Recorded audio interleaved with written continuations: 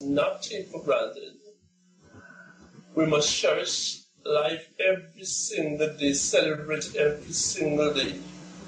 Thank God for life every day, because you don't know when your time or your hour will come.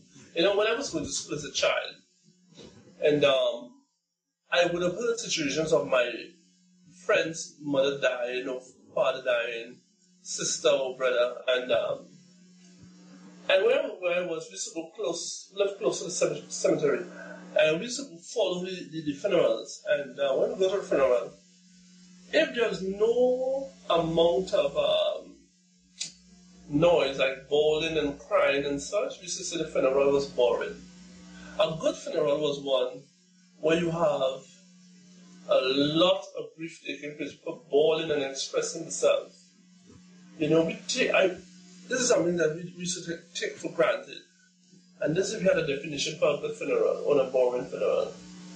But when I become an adult and reality hit home, where I lost my mother, and then my father, and then my sister, you know, it never occurred to me that one day I have to deal with it like what my friends was dealing with in school. When the grandparents or father or mother would have died, it never really hit me. And one day I will have to deal with it, a situation like that. You know, the reality come home. And more so, what I was saying before is that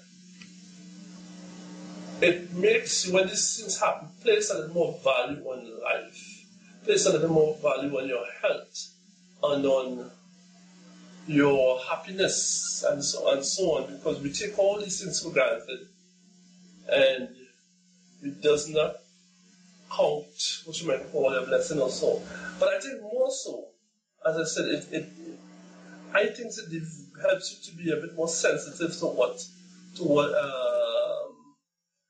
other people's feelings and such. When you would have had that experience, you now know what somebody's going through, and so, you know.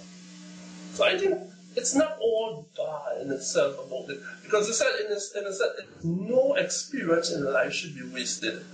As unfortunate as it might seem to be, you must make the best out of an experience. One day, the situation that you're in, you are going to come out of it, and find somebody else in it that you will have to help. You know? So yeah, no experience in life should be wasted in that regard. That doesn't matter how unfortunate your circumstances is, you must always try to see some blessing in it. You know, there was a story where this lady was crossing the road, and she get bounced by a car, and she break her foot. And she started to praise God. She got bounced and you know, the driver was like, I just bounced you and break your foot. What are you praising God about? She said, I am praising God because I am around to talk about it. You know? That's a way of, if you would adopt an attitude like that, to look at an unfortunate circumstances or situation, I think that's a big help in dealing with your challenge that you have in life. If you could adopt a positive attitude like that, it certainly will help you, because you will know that this is not the end of life, but this is a part of life that I have to go through, I have to endure. And this is to make me stronger. You know, it wouldn't seem to be all that. You know, George, that is exactly what I meant when I said your only consolation during these hard-pressed times is to be able to say to yourself, well, you know something? It could have been worse. No, it does not alter the damage that has been done. Of course not. But I think it gives you a lot more strength to endure the damages that are present. You know, I was reading something one time and there was a quotation which said, let us not pray for an easy life, but let us pray for strength to endure the difficult life that we may be encountering. And I thought that was a beautiful way to look at things. You know, it brought out the optimism that makes the pain bearable. Let us not pray for an easy life, but let us pray for the strength to endure the difficult life we are at the moment finding. Okay, stick up in. Let me throw back a question at you now. Are we as individuals sometimes be unfair, trying to be unfair to our own self? When we complain that somebody will have ill speak us, somebody will have stabbed us in our back, somebody will have done us some harm or wrong, and we criticize the person, we cry, we feel hurt, we feel bad about it, and we carry on and on about how this person will have done me wrong and hurt me. And you will have had, even when you talks about your unfortunate circumstances that you will have gone for a job, you thought you had that job lined up, you thought you would have been starting the job today, when you go, somebody else would have get it. All these kinds of things happen. Sometimes we not being unfair to ourselves in a way that believing it shouldn't happen to us, that we are some kind of human being that, why me? It shouldn't happen to me, it shouldn't happen. Will you say that we sometimes be unfair, that we complain too much about these things and let these things take part root in our life and control our life, because we think about these things all the time, that this one is speaking me, and this one double crossed me so I didn't get the job. And sometimes I ask myself, who am I? Who am I? That nobody must buy to me.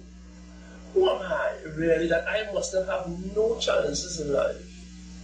Am I some special human being? Why am I complaining so much about this and that problem?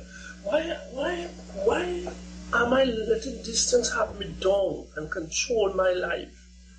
To the fact that I can't sleep in the night, I can't eat, because this one will hurt me, this one will have done me wrong, I had an unfortunate circumstances. Am I some special human being that this thing should never happen to me? Am I different to anyone else? No, George, I mean, I think that's taking it to the extreme. The point is this, that there are some people who have got far more resilience than others. What do I mean by that? Some people who can tolerate, their tolerance level is greater than the other person. And since none of us made ourselves, we were created by God, we've accepted that, and the society in which we grow sort of shape our attitudes to things, we are subject of that. And therefore we can only react as individuals. You may be my brother, we tumbled in the same womb, but I've got a totally different attitude to life than you have. And that comes not from a genetic or biological influence, but more so a social influence. Two brothers, yeah, exactly. Two brothers who came up in two totally different societies and have inherited the cultural attitudes of the society in which the one came up. Mm-hmm. So I can look at things and say, well, it could have been worse. Mm-hmm. My brother may look at the same thing and say, why this happened to me? So we got to look at the individuality of the people concerned. But, you see? But But are we not being unfair to ourselves sometimes when we, what you might call, let these things take root in our life? It controls our life. All I could think about is how John double-crossed me. Me and John was friends. Yeah. And how I want to get back at John.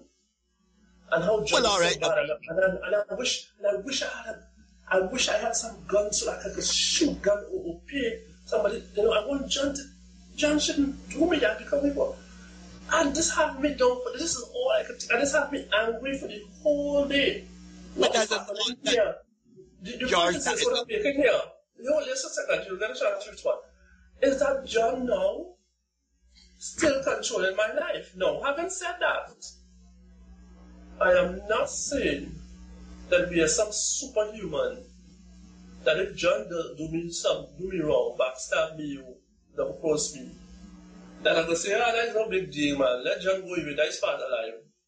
That in itself again is putting ourselves up as a superhuman. That these things don't affect our emotions. We don't have emotions. We all have emotions, and we all have different levels of emotional strength to deal with these things. Which is the point that you was making a while ago, and our tolerance level and all of this.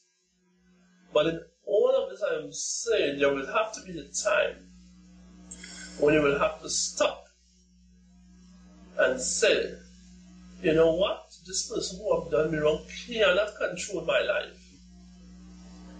That is what had happened, because I remember there was a movie, and former president of the United States had acted in that movie, Ronald Reagan. It's an old movie. This guy was going around a young lady, and he got in an accident, and her father was a doctor, and he cut his leg out because his legs didn't have to be cut out, but the father of the young lady wanted to get back at this guy. Cut his leg out. And because he wanted to match the relationship up between him and his daughter. And such, and this guy was, after losing his leg, he was going through that transition period to deal with it, and it was very difficult to him. Now, when he found out that the doctor deliberately cut his legs out, he could have saved the leg. You know what he said? He turned and said, he didn't get angry. He jumped up, and he stamped his short leg, and said, you know what? He said, wait a minute. He really thought my life was in my legs? This is just when you cut my legs off. He really thought that my life. And before he found out that, he had extreme difficulty in dealing with the loss of his legs. But when he found out that the doctor cut his legs out just for spite, just out of vindictiveness, immediately he arrives about it and says, my life is not in my legs.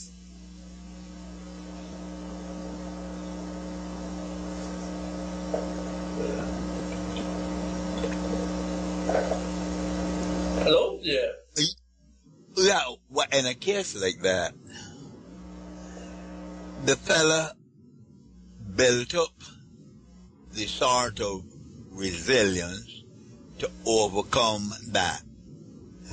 But remember, since we teach people to do unto others as you would have them do unto you, when somebody do you something untoward, something rather mean, it would make you at right angles.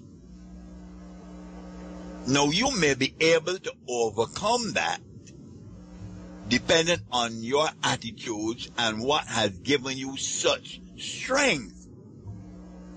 The other fellow who is not able to do that must not be condemned.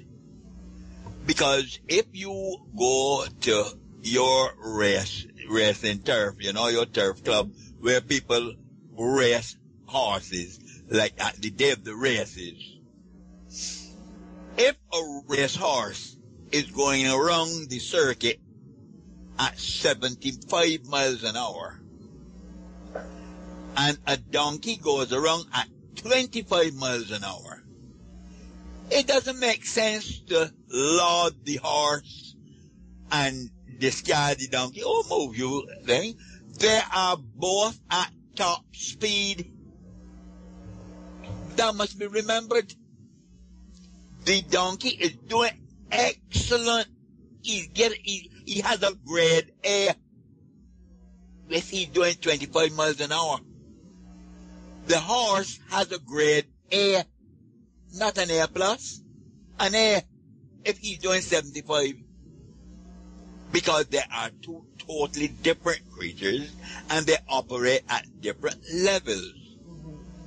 So the human being who can say, well, it could have been worse, has the advantage on the other one who has not reached there yet. Probably never will. But the point is this, you cannot put him down. This other one has achieved something which gives him the foresight to say that it could have been worse. This one can't think of anything worse that could have happened. There goes the analogy of the bottle that is either half full or half empty. The point on the bottle, the level on the bottle is the same. But the optimistic person sees it as being half full. The pessimistic person sees it as being half empty. But the level mark is the same. It all depends on who sees what. Your turn. Yeah, well, I'm listening to you, and you see what I'm trying to say here is that I agree with what you said here, and it takes a certain level of maturity to deal with situations like that. In the case that I've mentioned from the movie that I was looking at, and where the guy talked about the doctor thought his life was in his leg. That takes a certain level of maturity. There's no doubt about that. To have that kind of attitude to what you might call, right, to have the challenges in your life. However, the person who done you wrong, they may do you something once. But you know what? That person can control your whole life for the rest of your life. Because all you could think about is that, what you might call, you only might have this bitterness towards that person. I know it takes a lot of energy to be bitter. Trust me on that one. To be bitter, it takes a lot of energy. If you end up in an unforgiving spirit, an unforgiving attitude, and somebody said that unforgiveness is what? It's like drinking poison and waiting for the other person to die. You're talking about a person controlling your life. Because you have inside of you a passion for revenge. And that person may not even be thinking about you.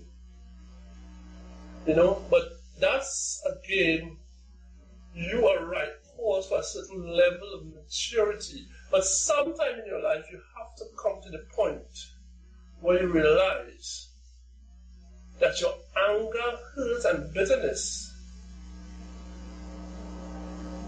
you're allowing an individual to control you, control how you behave, control how you respond to people, and control your entire attitude, your entire life, you know. At this time, John, I think we need to go for a break, but before we go for a break, let me say that on next week we're going to have some new numbers. Unfortunately, our numbers are down tonight. We're going to have some new numbers next week, and to avoid the, what you might call, the situations that occur very so often we have with our numbers. So we're going to have some new numbers on next week where I think to get rid of this technical problems that we have with the numbers week after week. So If you want tonight, you can email us at ccbradio at ccbradio.com, or you can get our Skype info at ccbradio.com. And you can call us at ccbradio or ccbradio.com, ccbradio at ccbradio.com, Skype contact at ccbradio.com. You want to go. Yes, the Skype address is ccbradio, and the email address is ccbradio at ccbradio.com. So you just add CCB Radio to your Skype contact, and you can call us. So you can reach us. So we promise that we're going to have those numbers, those phone lines rectified by next week. So again, we want to apologize that our phone lines are down tonight, so you won't be able to call us on air. But you can still certainly send your emails at ccbradio at ccbradio.com, or call us at Skype, CCB Radio. John, it's time for me to go for a break now. When we return, we are going to be, want to take a look back at some of the programs we would have done in 2012, and those that we may have to revisit. As I said before, a number of developments have taken place since we have dealt with some of these burning issues. Some of them might be a little controversial in scope, but we had some major developments taking place since we would have dealt with some of these topics. So what we want to do at this time is to go for a break and then come back and look back, do a little look back at some of the programs we would have done in 2012. Tell it as it is, with your hosts, Leon George and John Galman. Real talk, real issues. Welcome back to Tell It Like It Is, and you are listening to CCB Radio, the internet radio station with a difference. I want to say thank you very much again for joining us. And just before we go for a break, we were discussing, the effects, how Christmas would have, how we would have spent their Christmas, and the unfortunate, how some people would have not able to celebrate in a way that we would have celebrated. We would have celebrated and such, but such is life, and these things happen, and what we could do about it, just hope and pray that if it do happen to us, we have the strength to deal with it, with these situations, so that's it. What we're going to do now, John, I want to look at some of the developments that would have taken place in the news here first in Trinidad and Tobago and internationally, because some of these topics we would have dealt with, and let me start here with us in Trinidad and Tobago. Most recently, we would have had a woman abandoning her newborn baby sometime around Christmas, and she would have done so with the under the text that she was unable to take care of that. She was able to take care of the newborn baby. But this generated a lot of discussion from social people who are involved in social work, counselors, and so on. And there was a school of thought that such an individual should not be punished but helped, because the circumstances that would have led her to take such a drastic action meant that her life would have been in some turmoil, and there could have been some history, a pattern of history, where she would have had very, very unfortunate circumstances. She could have been abused, she could have been used. But in all of this, I heard, what was shocking to me, I heard no one talk about the father in all of this. where would the father would have been? Because the father in itself could have been, in my opinion, while I wouldn't charge him for what you might call abandoning the baby in the way that the mother would abandon the baby, he could in himself be charged for abandonment, neglectment of a child he would have planted inside into this woman if he was not around. That in itself is abandonment too. But his abandonment would not be severe or looked at in the same way as how this woman would abandon her child. He would abandon the woman after making her pregnant. Now, the other thing we have to also ask, would he have known or not known? But the thing about it, this is all just speculation. The first circumstances has not been made public, except to say when the woman said she was unable to take care of that newborn, and that would have led her to take that kind of action, abandon the baby, you know. But these are all speculations in terms of the father and so on. And however, I disagree though when you say, when a lot of people said such an individual should not be punished but be held. What you were saying is that you're not going to hold her responsible for her action because her state of mind would not have allowed her to make an informed decision. It would have clouded her judgment. And I have a little issue with that. I have a problem with that. I believe for every action we commit, there should always be some form of consequences involved, some kind of responsibility for our action. We need to take responsibility for our action. Yes, the situation may have been drastic, and so on. However, I believe also, yes, I also believe, yes, get help for her. We should help. You should get help for her. But that help should not come with some form of responsibility.